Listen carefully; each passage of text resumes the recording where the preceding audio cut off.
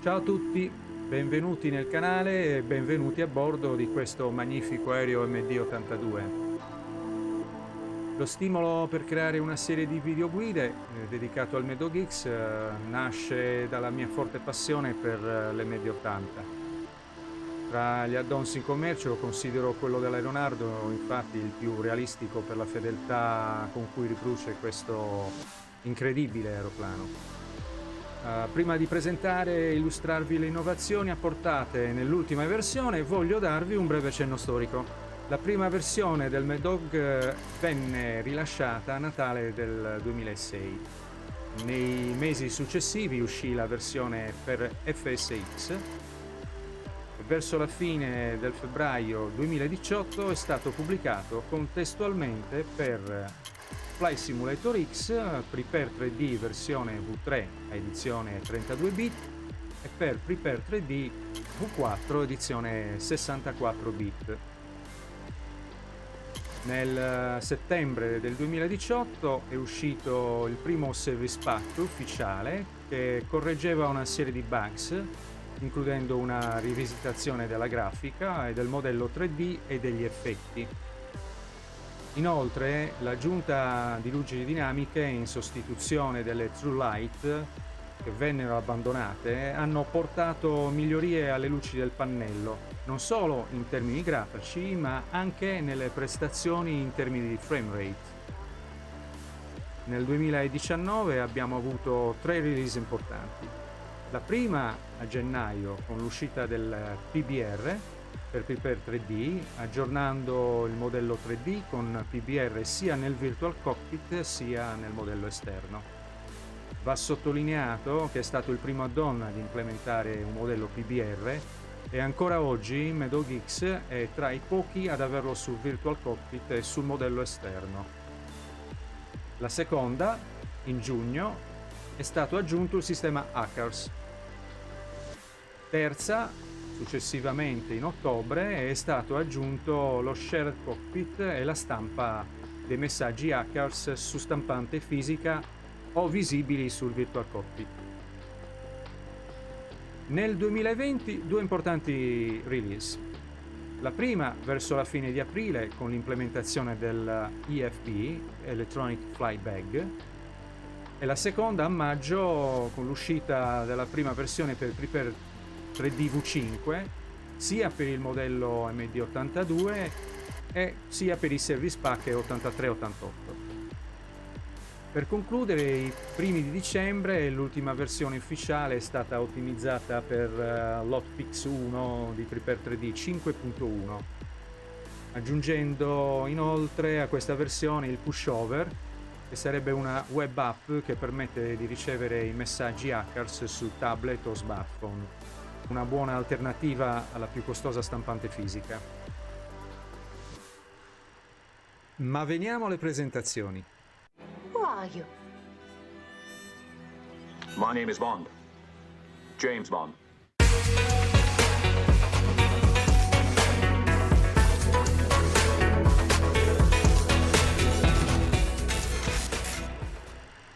E dopo un doveroso cenno storico, vediamo da vicino quali sono le novità. E le vediamo insieme a uno degli sviluppatori che si chiama Stefano Porrà, che abbiamo qui con noi. Ciao Stefano, grazie della tua partecipazione. È un piacere. Stefano ci aiuterà a vedere da vicino quali sono state le implementazioni nel tempo del MedoGeeks dalla sua nascita. La prima grande novità la vediamo subito, l'ho già posizionata nel mio secondo schermo, è il nuovo pannello viste. Colpo d'occhio vediamo subito già delle implementazioni rispetto al primo. Vediamo che oltre alle viste primarie sempre presenti fin dalla prima versione, ci sono delle aggiunte. La prima che voglio farvi notare, finalmente è stata ripristinata la disattivazione del volantino dal pannello viste, cioè quella che nella versione precedente abbiamo visto disattivare, che comunque continua ad essere attiva tramite l'hotspot nel pannello Virtual Cockpit. Finalmente dal pannellino viste possiamo disattivarlo con un clic oppure riattivarlo a nostro piacimento. E vediamo subito L'altra seconda novità è stato aggiunto l'FMS 2. Io ho già collegato l'FMS 1 e l'FMS 2, li ho portati nel secondo schermo. Va subito detto che sono indipendenti tra loro tranne per una funzione. Vi faccio vedere ad esempio che sono nella pagina iniziale. Se vado a cliccare ad esempio in Position Init nel secondo FMS, come vedete non va a interagire più sull'altro. Questa è una grande innovazione. E ci sono anche altre particolari che però lascio dire a Stefano, e cioè riguardo la funzione ACARS. In buona sostanza, sull'aeroplano ci sono diversi computer che interagiscono tra loro. Molti sistemi, come il sistema FMC, sono sdoppiati, dunque indipendenti, come si può vedere sui due FMS. Ogni pilota ha la propria interfaccia. Il computer che invece gestisce a bordo tutta l'interfaccia ACARS è uno solo, per cui la particolarità in questo caso è che se entrambi gli FMS visualizzano la pagina ACARS, vedono lo stesso input. Le pagine sono esattamente sincronizzate tra i due fin quando uno dei due non cambia funzione e torna ad FMC, per esempio. Cosa che sto facendo mentre tu lo dici, vado in ACARS e infatti vede la stessa che io ho impostato dal primo FMS che ho impostato. Sono entrato in menu, ho cliccato ACARS e va nella pagina di link, application menu, e quando vado in menu ACARS è già pronto anche nel 2, quindi come se interagisse un unico computer, dicevi. Esattamente così, perché di fatto l'interfaccia che gestisce gli input nella parte ACARS dei sistemi è solo uno, e si ha uno sdoppiamento su entrambi i display ed entrambe le tastiere vanno a interagire su un unico computer e non più su due separati e distinti come per l'FMC. Altra cosa utilissima, va detta, è che quando io ritorno in menu sia nell'uno che nell'altro FMS e vado di nuovo in AFMC2 ad esempio, lui ritorna sulla pagina precedente che avevo lasciato. Quindi se sono ad esempio nella pagina legs, quando avrò una rotta caricata, sarà utilissimo ritornare a colpo d'occhio immediatamente nella pagina che avevo lasciato precedentemente quando ho cliccato menu per andare in ACARS. Stessa cosa in ACARS. L'ultima pagina che lascio in ACARS sarà quella che mi verrà visualizzata quando ritornerò alla pagina ACARS. Confermi, Stefano? Assolutamente, è esattamente il funzionamento come nella reale. E andiamo a vedere, a proposito di FMS, un'altra grande novità, una implementazione che è stata inserita e riguarda la funzione CPDLC, che io leggo già qua nell'FMS 1. CPDLC che sta per, Stefano? Controller Pilot Data Link Communication. E vediamo dentro la pagina CPDLC etc menu che cosa è e che cosa serve questa funzione, Stefano. CPDLC è un mezzo di comunicazione bordo terra tra il controllo del traffico aereo e l'aeroplano, sviluppato credo a partire da una decina d'anni fa, ma solo ultimamente sta avendo applicazione nel mondo reale per tutta una serie di problematiche di aggiornamento di sistemi a bordo, aggiornamento di sistemi a terra.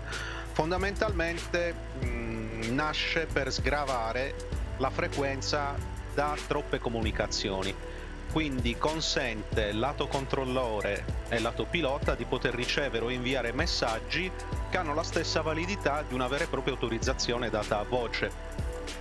È un indubbio vantaggio perché per certe funzioni, come per esempio un cambio di frequenza, non è necessario dover chiamare il singolo pilota, ascoltare il readback e confermare l'earback, ma nello stesso istante si può mandare funzioni differenti su aeroplani differenti contemporaneamente, quindi sgrava la frequenza dal dover effettuare il messaggio, consente al pilota di ricevere a bordo su questa interfaccia il messaggio che vogliamo inviare e possiamo tranquillamente considerarla come una vera e propria autorizzazione data a voce. Lato piloti, il pilota ha la possibilità dalla sua parte di poter effettuare magari delle richieste, un cambio di livello, un diretto, una prua per evitamento, sgravando appunto la frequenza che spesso magari è intasata da tutte queste comunicazioni che si fanno serrate quando il traffico è tanto.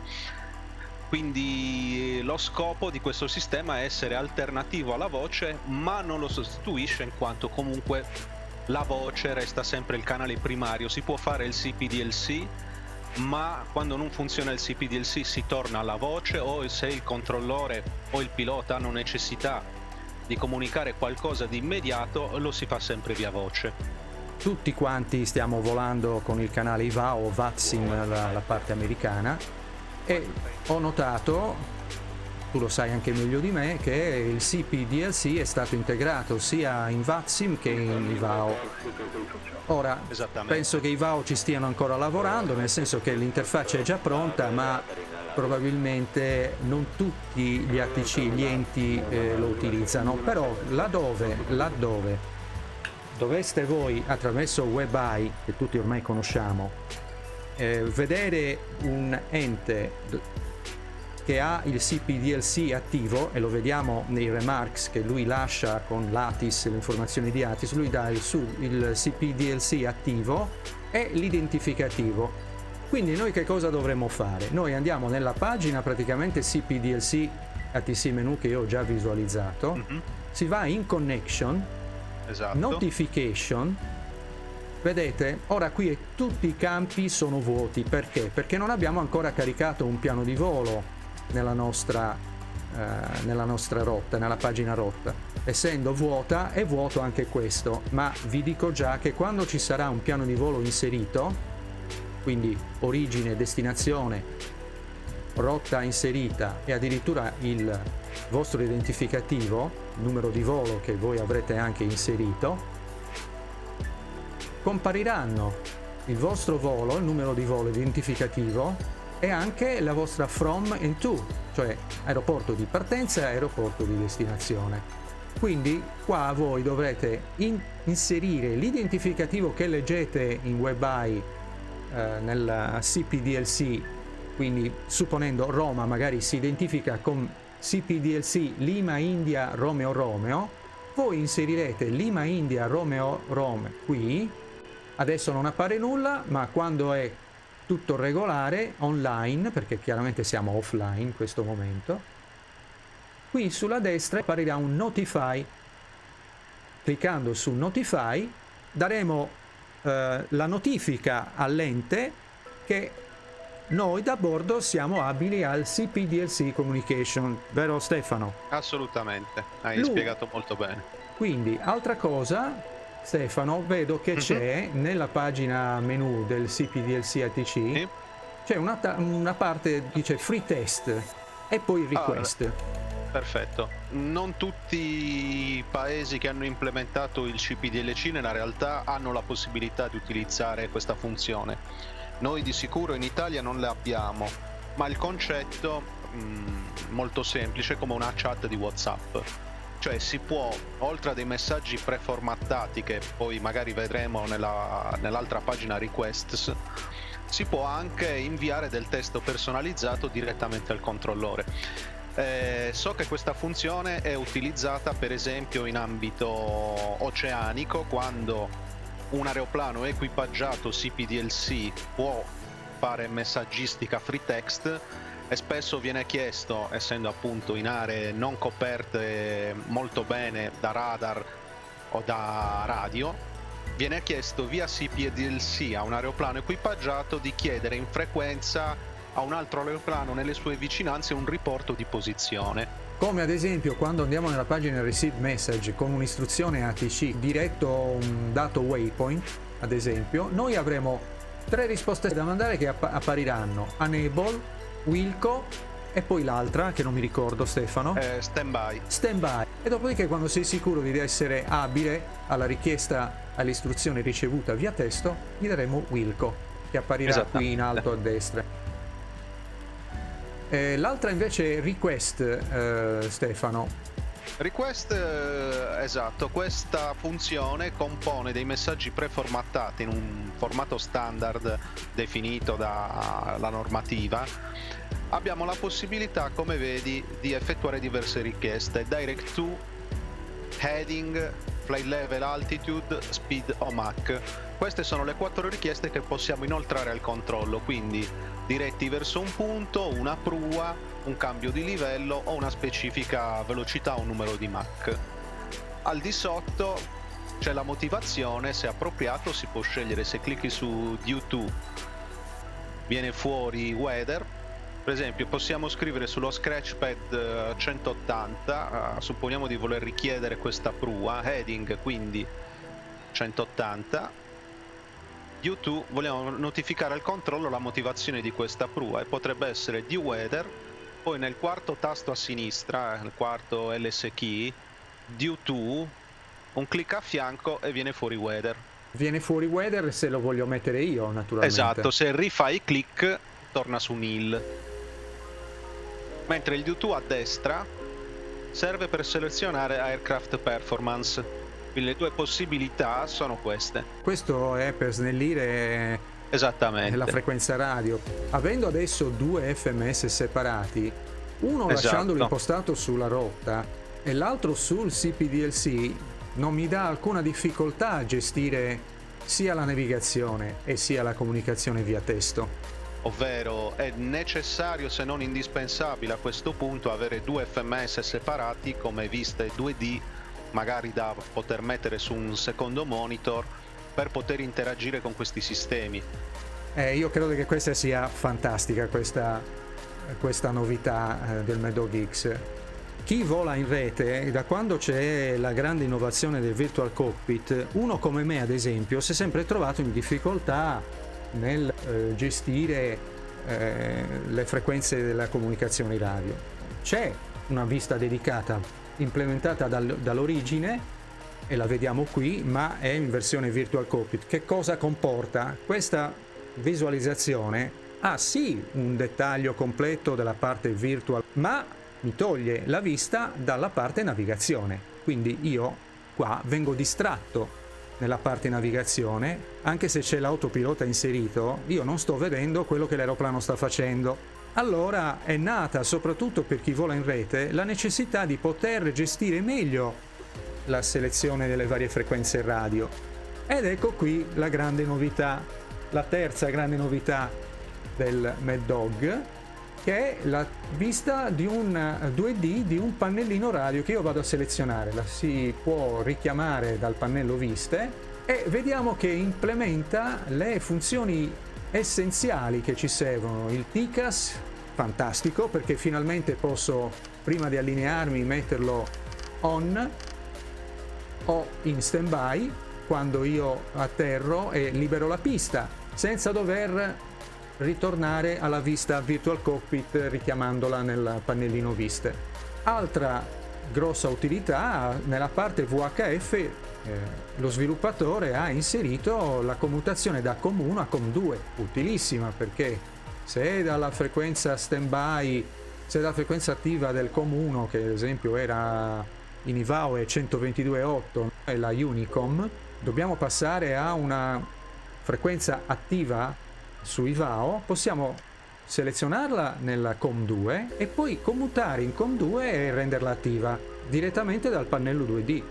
Ma ci sono altre novità, vero Stefano? Un'altra grande novità che il Marras ha voluto regalarci è il GSX Callout, che è stato implementato nella parte intercom e PA, cioè sono due funzioni che ritroviamo anche nel pannellino, lo troviamo qui nel pannellino radio, vediamo la funzione intercom e PA che può essere richiamata, ma nel pannellino 2D è stata aggiunta, quindi io potrò commutare intercom col tasto sinistro del mouse o in PA, oppure tasto destro del mouse vado a richiamare GSX, cioè premendo su intercom, tasto destro del mouse attiva il menu di GSX, ad esempio le parti iniziali, visto che siamo a terra, il boarding e tutte le funzioni. Mentre invece Stefano, se non mi ricordo male, una volta atterrati e liberata la pista, se io vado a cliccare col tasto destro su PA, lui richiama non quello che vedete in questo momento, ma capirà che abbiamo liberato e chiamerà direttamente la richiesta. Ricordamelo tu, Stefano. Sì, esatto, per attivare il parcheggio in GSX ed eventualmente ricevere il follow-me se selezionato. E il fatto di non doversi affidare più a una combinazione di tasti, ma da questo pannello radio che ovviamente anche lui è conseguenza del fatto di aver aggiunto il CPDLC, quindi una votazione assolutamente dedita al volo online. Abbiamo rilevato comunque la necessità di avere un pannello per la gestione delle frequenze e di tutti questi comandi a portata di mano. Devo dire che è stata apprezzata da molti perché effettivamente consente di avere tutto sotto mano, velocemente disponibile, soprattutto quando si va a fare il volo online. Ormai è un requisito essenziale, come dicevi tu. Fare tutto da soli, tra l'altro, e volare online un aeroplano come questo è abbastanza complesso, per cui trovare delle forme che consentano di sgravare il carico di lavoro sono sempre ben apprezzate. Andiamo avanti nelle implementazioni del pannellino vista e vediamo che ci sono i pop-up per il Primary Flight Display e Navigation Display che sono rimasti nel CM1, ma sono stati aggiunti anche nel CM2, li possiamo richiamare. Questa è un'altra gran bella novità, Stefano? Li possiamo richiamare sia nel pannellino viste che nel pop-up. Andiamo nel pannellino, ad esempio il CM1, vedete, cliccando sopra c'è l'hotspot che attiva il Primary Flight Display e il Navigation Display, quindi una volta accesi possiamo trascinarli e posizionarli a nostro piacimento, ma questa cosa è stata anche aggiunta nel CM2. Questo è utilissimo per i lavori in share cockpit, secondo me, per chi dovrà fare il pilot flying nelle sessioni di share cockpit. Quindi anche qui il pop-up Primary Flight Display e Navigation Display attiverà le finestre pop-up che voi potrete posizionare come meglio vorrete. Io solitamente me le posiziono qui davanti. L'ho voluta lasciare per ultima questa, che secondo me è una tra le due straordinarie implementazioni del Mad Dog X. Sto parlando di un acronimo EFB, che è scritto EFB, che sta per Electronic Flight Bag. Lo faccio vedere, si attiva dal pannello viste perché è stata aggiunta anche una vista 2D, ma è ben rappresentata nel Virtual Cockpit al lato sinistro del CM1. Un bel iPad, il supporto per il nostro iPad è, come vedete, se io apro il finestrino lui si muove, vediamo anche la ventosa ben rappresentata graficamente e richiama parecchie funzioni l'Electronic Flight Bag. Le andiamo a vedere più da vicino, le possiamo vedere dal pannello Virtual Cockpit in 3D, ma le possiamo anche vedere nel pannello 2D. Prima di passare alla descrizione faccio anche notare una cosa: noi potremo anche portare nel pannello Virtual Cockpit del CM2 l'IFB, che in questo momento non è attivo perché chiaramente a seconda di dove volate, CM1 o CM2, lui si attiva da una parte o dall'altra. Qui c'è un hotspot sotto il montante del finestrino, cliccate e ve lo portate a destra, naturalmente a sinistra sarà scomparso. Questo perché? Perché nella realtà ce ne sono due di iPad, però questa modalità è indipendente, quindi io se volo CM2 potrò portare l'iPad a destra, Stefano magari CM1 potrà portare l'iPad a sinistra e gestirlo indipendentemente. Andiamo quindi a vedere ora le funzioni di questa novità. Lo vediamo nel pannello 2D. Come vedete ci sono tutta una serie di funzioni che a colpo d'occhio vi suggeriscono a che cosa possono servire. Ad esempio la pagina Setup implementa la funzione Fly Mode. Questa Fly Mode va selezionata e richiamata nella checklist subito dopo la messa in moto, perché permette di portare il vostro iPad in modalità aereo. Non è stata messa a caso, perché se voi lasciate attiva la ricezione, come voi ben sapete, un vostro dispositivo iPad o cellulare o smartphone, per meglio dire, andrà a drenare maggiormente la vostra batteria, e quindi ecco la funzione Fly Mode, modalità aereo, che permette di preservare la carica della vostra batteria. L'altra regolazione sono la luminosità e il contrasto, che potreste tranquillamente regolare a vostro piacimento, soprattutto utile questo in modalità notturna. Ecco le altre funzioni che sono le performance, le vediamo nel dettaglio insieme a Stefano, la weight and balance, l'electronic flight folder, electronic aircraft technical log, pagina dedicata alle documentazioni. Con un clic voi avete accesso a tutti i documenti del Mad Dog X in PDF, compresa l'abnormal, l'emergency procedure, questa è utilissima, l'aircraft flight manual, cold weather operation checklist, normal checklist e altri manuali che potete andare a consultare con un clic. E andiamo a vedere subito altri manuali. Ci sono ad esempio tutorial, lista di documenti, qui la quick guide, la share copy guide, IFB manual e anche un tutorial per l'utilizzo in PDF dell'IFB e anche dell'ACARS. L'altra novità molto utile è poter portare le Navigraph di charts all'interno dell'IFB. Quindi chiaramente questo ha necessità di un abbonamento con Navigraph. Chi ce l'ha già potrà avere l'implementazione delle carte a bordo nell'iPad attraverso questa funzione. Bene Stefano, adesso col tuo aiuto andiamo a vedere le novità più nel dettaglio, ad esempio iniziando dalla pagina performance. Aiutaci a capire qual è questa grande novità. Allora, il Mad Dog, così come tutti gli altri aeroplani, prevede la possibilità di fare dei take-off con il massimo della spinta disponibile o di poter fare dei flexible take-off, quindi fare dei calcoli se la pista e le condizioni comunque meteorologiche ce lo consentono. Limitare lo sfruttamento dei motori con una spinta un po' inferiore ci aiuta a risparmiare e a tenere la durata dell'impianto. Questa pagina, questa applicazione, perché nel modellare questo FB ci siamo ispirati ovviamente a delle applicazioni reali, serve appunto ad automatizzare tutta una serie di calcoli che normalmente nella realtà andrebbero fatti a mano, e nel Mad Dog quando volava si facevano effettivamente a mano. Bisogna fare riferimento a delle tabelle di pista, bisogna inserire e conoscere gli stessi dati che si vanno a inserire all'interno di questa applicazione, si fanno dei calcoli e si arriva poi a dei risultati che ci danno le V-speed di riferimento, la temperatura da selezionare all'interno del thrust rating panel per avere una spinta inferiore a quella massima. Le tabelle di pista è comunque possibile fare tutti questi calcoli con il Mad Dog perché sono riportati all'interno della documentazione nel manuale operativo, il capitolo 2, il 5 se non ricordo male. Il quinto documento si intitola Performance e contiene all'interno tutte le tabelle necessarie per effettuare questi calcoli.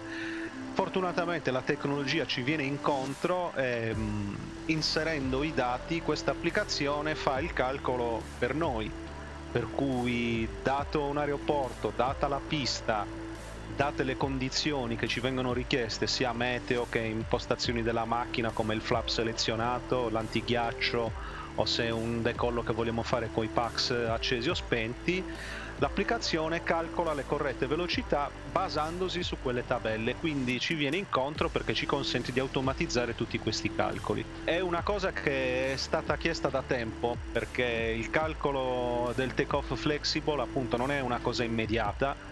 Con l'implementazione dell'FB non poteva mancare un modulo che ci consentisse appunto di fare questi calcoli in maniera veloce e automatizzata. Io la utilizzo ormai su ogni volo, ogni volta che è possibile che posso utilizzare meno spinta della massima tendo a utilizzare questa applicazione.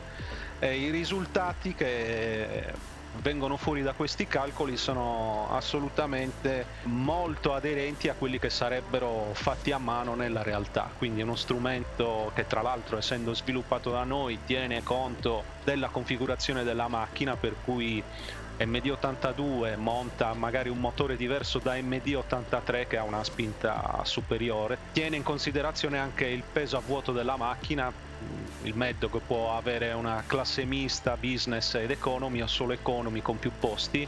Lo zero fuel weight della macchina va a cambiare. Questa applicazione tiene conto di tutti questi parametri e fa i conti secondo quelle che sarebbero le corrette procedure.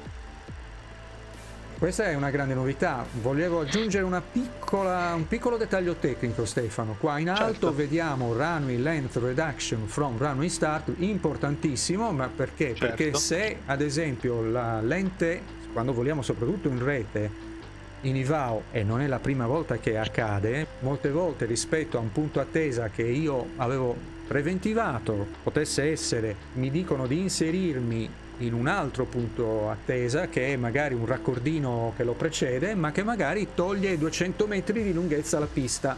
Quindi questo potrebbe andare a variare le nostre performance, ma lo vediamo lo stesso con un click, quindi basta aggiungere ad esempio ipoteticamente 200 metri qua. Se ci sono dei cambiamenti, facciamo di nuovo il computo. Se ci sono dei cambiamenti lui li apporterà, in questo caso no, perché evidentemente in base al nostro peso 200 metri sono ininfluenti e in base anche alle condizioni meteorologiche. Runway end, naturalmente, Stefano, se la fine pista è differente. Esatto. Potrebbero esserci per esempio dei lavori a fine pista che limitano la distanza disponibile effettiva per il decollo. Noi siamo in grado di avere un calcolo di performance utilizzando la lunghezza reale disponibile, inserendo qua i dati che ci vengono richiesti. Quindi supponiamo di aver messo 400 metri alla fine della pista, perché ci sono dei lavori come stava richiamando Stefano, computa.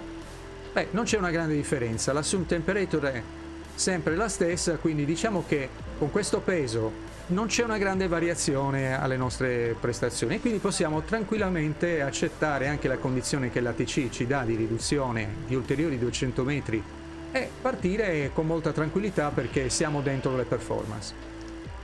Questo è il decollo.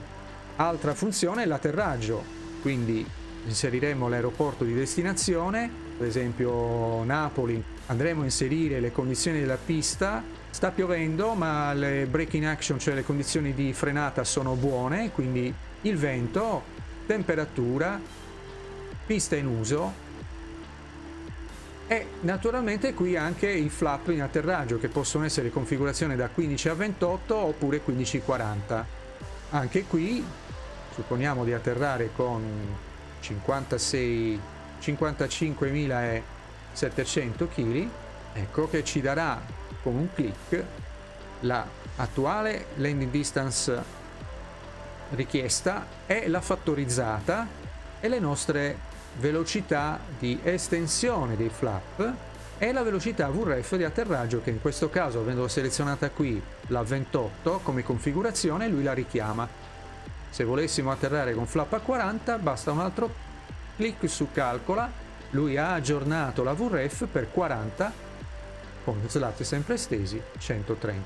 Weight and balance, dai Stefano, do a te la parola, importiamo il nostro piano di volo, vero?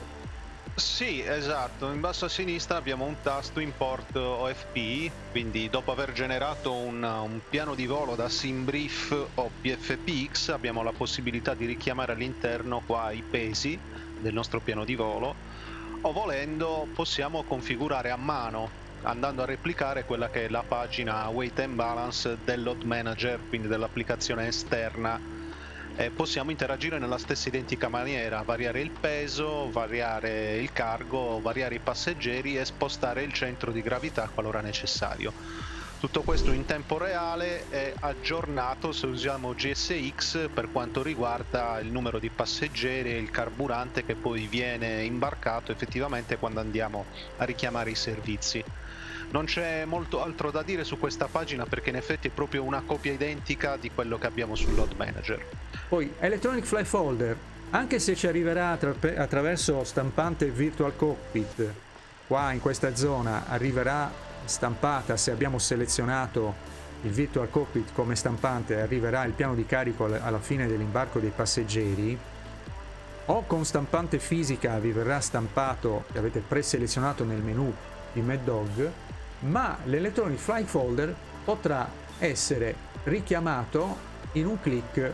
Lui dovrebbe importare tutti i dati del vostro volo. e questi saranno visualizzati, potete zoomarli, scorrere la pagina in basso, la pagina dei venti, è tutto nel dettaglio. Andiamo all'altra funzione, questa è una funzione estremamente importante, l'Electronic Aircraft Technical Log. A te la parola, Stefano. Qua trattasi di quello che una volta era cartaceo, il quaderno tecnico di bordo, il famoso QTB.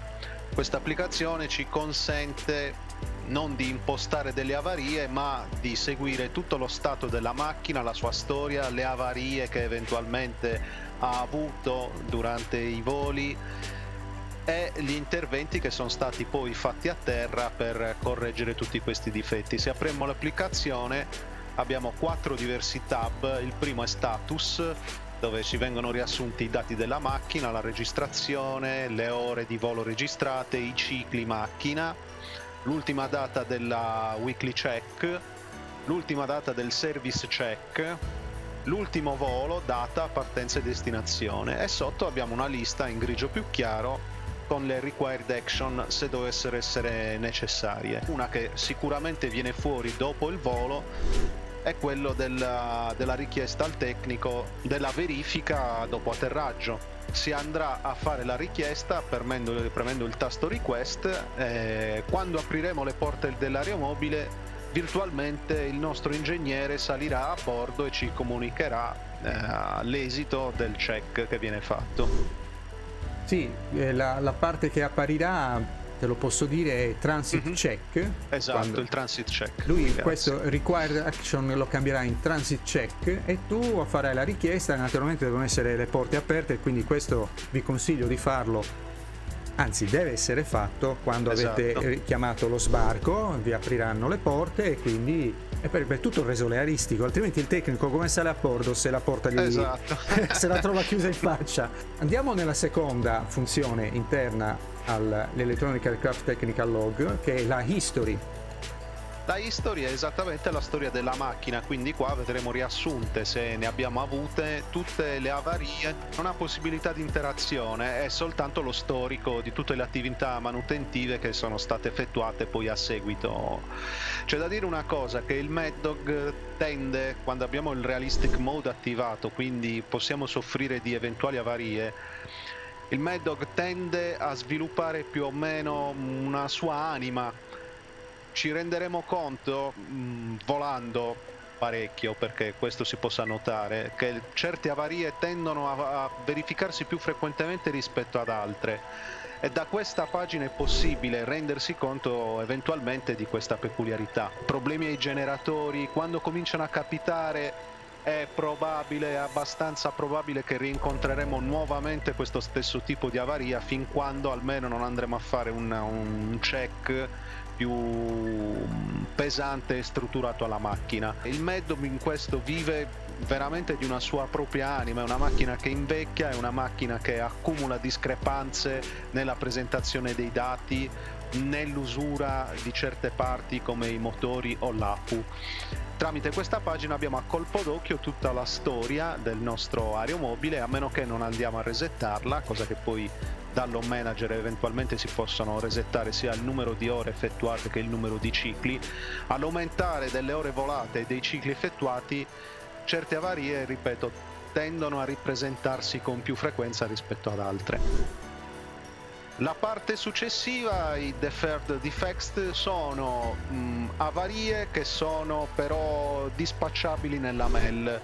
Per esempio potremmo avere il generatore dell'APU inoperativo, lo troveremmo all'interno di questa finestra, e come nella realtà non tutte le avarie necessitano di fermare la macchina, ci sono certi tipi di avarie a seconda della classificazione in mail che consentono comunque di effettuare altri voli o quantomeno di poter tornare alla base di appartenenza dove abbiamo la manutenzione per far correggere i difetti riportati. Tramite questa pagina possiamo consultare se siamo in una di queste condizioni, quindi siamo autorizzati a volare ma all'interno di certi particolari requisiti. In questa pagina sono riportati quegli impianti o quei sistemi o quegli strumenti che in questo momento non sono operativi e dai quali dobbiamo applicare certe procedure. Nei manuali c'è tutta la tabella delle mail quindi di tutti quegli impianti che possono non essere operativi al momento, con i quali si può volare ma con delle restrizioni. È consentito volare ma all'interno della tratta semplicemente necessaria, per esempio, per tornare a far sistemare l'aeromobile. Poi andiamo a vedere da questa pagina l'ultima, che è la Esatto. report malfunction. Questa è semplicemente una notifica all'ente, al nostro dispatch, alla nostra maintenance, se durante il volo abbiamo subito una di queste avarie. Se ci passi sopra e scrolli con la rotella c'è tutto un elenco di avarie possibili e sono tutte quelle implementate nel MadDog. Per notificare la maintenance dobbiamo prima di tutto, una volta a terra, uscire dalla modalità flight mode, perché altrimenti non abbiamo segnale, non vengono inviati i dati. Andremo a selezionare quello che ci è capitato magari durante il volo, aggiungeremo andando per esempio a selezionare la prima, che è Air Conditioning Automatic Pressure Control. Si clicca sul tasto Add e facendolo si viene portati nella pagina principale status e vedremo che si è aggiunta una richiesta relativa appunto ad Air Conditioning Auto Pressure Control. Faremo il clic sul request e la richiesta verrà inviata all'ente di manutenzione. L'ingegnere, se possibile, sistemerà l'avaria. Se non è possibile, troveremo questo impianto nella lista dei deferred defects e sapremo che l'aeromobile può volare ma entro determinate condizioni, e al prossimo service check l'avaria verrà risolta. Quindi voleremo con queste limitazioni, possiamo forzare andando all'interno del load manager nella pagina delle failures, potremo andarla a fissare noi direttamente istantaneamente, oppure dopo diversi cicli macchina, quando scadrà il periodo della weekly check, facendo una manutenzione settimanale già programmata, tutti i difetti della deferred defects vengono poi sistemati.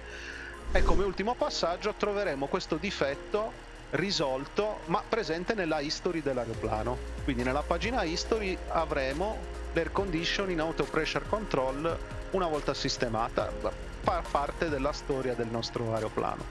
Questo è un'aggiunta di realismo incredibile al MadDog rispetto alla versione agli albori nel 2004 per il Flight Simulator 2004.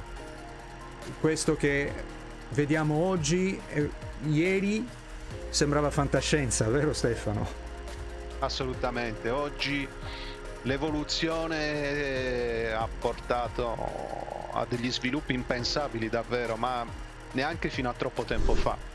Le altre due funzioni le abbiamo già viste quando ho fatto un breve cenno di presentazione di tutte le funzioni dell'IFB. Potremo trovare tutte le documentazioni del MadDog X all'interno del nostro iPad di bordo. Le carte, basta andare su Load Flight Plane, lo vado a richiamare, qua abbiamo a disposizione tutte le carte del nostro volo. Dice anche Lima India Mike Charlie perché lo mette come alternato, perché lui, se è stato filato come alternato Malpensa, lui richiama anche Malpensa nelle vostre carte e avete la possibilità di caricare tutte le carte che vi servono per il decollo e l'atterraggio e per il vostro volo. La seconda straordinaria novità, secondo me, questo è il mio parere personale, è una novità che ancora non è stata pubblicata, è in arrivo a breve. Sto parlando dell'Instructor Panel. L'Instructor Panel è un'interfaccia separata che potrà essere attivata al di fuori del simulatore, come praticamente il Load Manager. Do a te la parola Stefano per descriverla meglio, ma in sintesi, perché poi nascerà un tutorial, ve lo dico già anticipatamente. Instructor Panel è esattamente la controparte virtuale degli Instructor Panel, del pannello istruttore che troviamo nei simulatori reali, per cui è un'interfaccia che ci consente di interagire con la macchina in diversi modi, a partire dal posizionamento in pista o in finale o in sottovento, su uno specifico aeroporto per fare del training su determinate procedure, sia per tutto quello che riguarda la gestione delle avarie, perché il MadDog implica, quando abbiamo il realismo attivo, una serie di avarie che ci possono capitare randomicamente. Dall'instructor panel invece è possibile selezionare singolarmente o anche più di una, se vogliamo essere più cattivi, tutte le avarie che sono implementate. Sono richiamabili con una serie di trigger particolari di quota, di velocità, di comandi. Serve fondamentalmente uno strumento di addestramento, ripeto, che nasce dalla controparte reale, che è un istruttore o noi stessi, se ci vogliamo esercitare su un particolare avvicinamento magari un po' più complesso rispetto al solito, e dove possiamo provare a gestire le avarie avendo consapevolezza di quello che ci può capitare. Quindi è sicuramente un'espansione votata a quello che è il training sulla macchina. È il mezzo che è una macchina molto complessa, implica anche non solo la gestione ordinaria, ma la gestione anche di avarie, da quelle più semplici fino a quelle molto complesse e difficili da gestire. Con questo strumento aggiuntivo abbiamo a portata di mano la possibilità di effettuare addestramento, di abituarci a gestire particolari situazioni di emergenza nel virtuale, così come viene fatto nella realtà. Bene Stefano, io credo che abbiamo finito con la presentazione di questo straordinario add-ons. Siamo partiti da un accenno storico e abbiamo visto l'attuale Mad Dog X, quello che oggi la tecnologia ci offre, e grazie tra l'altro poi agli sviluppatori, di cui Stefano ne fa parte, e che ringraziamo per aver partecipato nella descrizione di questo straordinario prodotto. Stefano, ti ringraziamo. Grazie a te. Rimandiamo gli ascoltatori, gli utenti alla visione dei prossimi tutorial che nasceranno. Vi anticipo già che è in fase di sviluppo il tutorial inerente all'utilizzo dell'autopilota, che vi aiuterà nella conduzione e faciliterà un po' quelle che sono le funzioni d'utilizzo dell'autopilota. Vi ringrazio per averci seguito fino adesso e vi rimando al prossimo video. Ciao a tutti!